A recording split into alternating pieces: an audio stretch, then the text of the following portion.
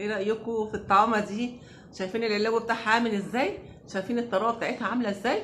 سفنج حاجه كده عظمه بثلاث بيضات بس. الطعامه دي معموله شايفين السوا كمان بتاعها من تحت وشايفينها من فوق، يعني من تحت وفوق عظمه ازاي.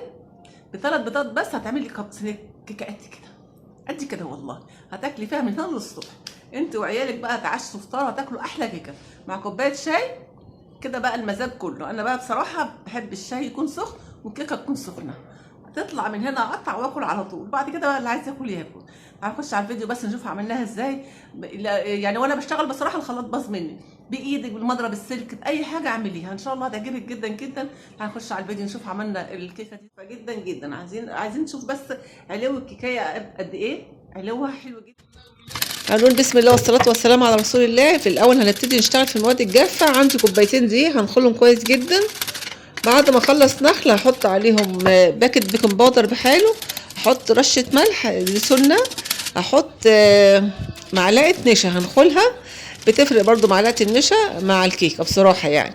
هنقلب المواد الجافة دي مع بعض وهنركنهم على جنب وابتدي اشتغل في المواد السائلة. هجيب الخلاط بتاعي هكسر فيه 3 بيضات واحط معلقه فانيليا يعني رشه فانيليا لو باودر او سايله عادي.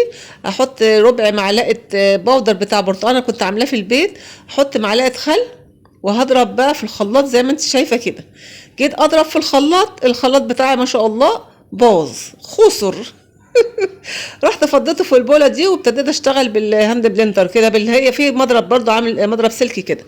لو ما عندكيش بالمضرب السلكي اليدوي العادي، ما عندكيش بايديكي، هتاكلي اسهل كيكه واحلى كيكه والله. ما فيهاش تعقيدات خالص، بس انا عشان كسلانه شويه فبشتغل في الخلاط، فربنا قال لي خدي عندك الخلاط باظ بقى. المهم بقى ابتديت اضربه بالمضرب دون في البوله دي. حطيت بقى ايه نص كوبايه زيت ومعلقتين 3 سمنه بلدي، بتفرق طعم السمنه البلدي برضو في الكيكه بصراحه يعني. ابتديت احط شويه شويه، لقيت البوله كبر يعني اتملت معايا، فقلت افضيهم في طبق بقى وابتدي اضرب فيهم عشان بس السكر يضرب شويه. انا حاطه سكر اللي هو الحبيبات مش حاطه سكر بودر يعني. فضيتهم. بعد ما فضيتهم عايرت كوبايه لبن بس ما جاتش في التصوير والله مش عارفه راحت فين. حطيت كوبايه لبن كبيره وضربتهم لحد السكر ما داب. خلاص خلصت الضرب بقى، رحت حطيتهم على الدقيق لان المقادير مظبوطه بالتنتوفه يعني. حسيت ان الدقيق تقيل شويه، حطي يعني 3 4 معالق لبن كمان. لا بس كل ما يضل كل دقيق بيختلف عن الدقيق التاني، فبيعوز فيه دقيق بيعوز سوائل زياده وفي دقيق بيحب سوائل مظبوطه. وعارفه ان الكيكه تقيله سيكه معاكي حطي 3 4 معالق دقيق لبن تاني. تمام طالعه مظبوطه جدا. انا بعملها بالخله كده بقى ليه؟ عشان ما تقبش مني في الفرن. بديها خبطتين على الرخامه واعملها بالخله كده تطلع زي الفل. حطيتها في فرن درجه حراره 180، اخدت معايا نص ساعه و5 دقايق كده يعني.